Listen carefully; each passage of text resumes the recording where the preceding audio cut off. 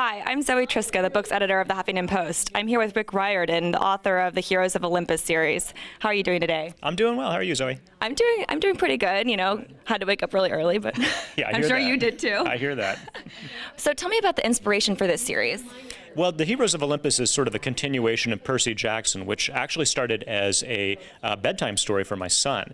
It's hard to believe it started when he was 9 and now he's 18, but I'm still writing the books and he's still helping me edit them, so it's a good thing. Does he still enjoy all of them? He still reads every single one? Well, he edits them, so.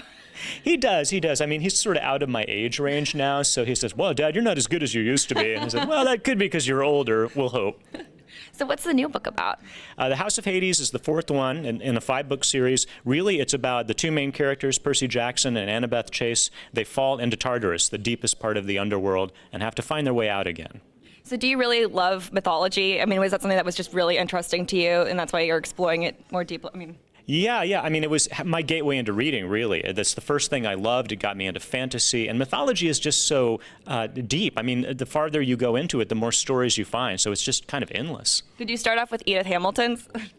I didn't start off with Hamilton, but I started off with like Deleuze and Bernard Evslin and some other writers who did mythology. And it just really, for whatever reason, when I was in middle school, just ignited my imagination. And what's your favorite mythological tale? I think the story of Orpheus the musician, because he doesn't rely on his strength, he relies on his musical talent. I thought that was really cool. Where do you like to read? I read pretty much anywhere. Usually I'll read, I got to say I'm an electronic reader now. I usually read on my iPad, and it's how I wind down at the end of the day. I'll usually just sit in bed, my wife and I'll be there just sort of flipping through whatever novel we're reading right now.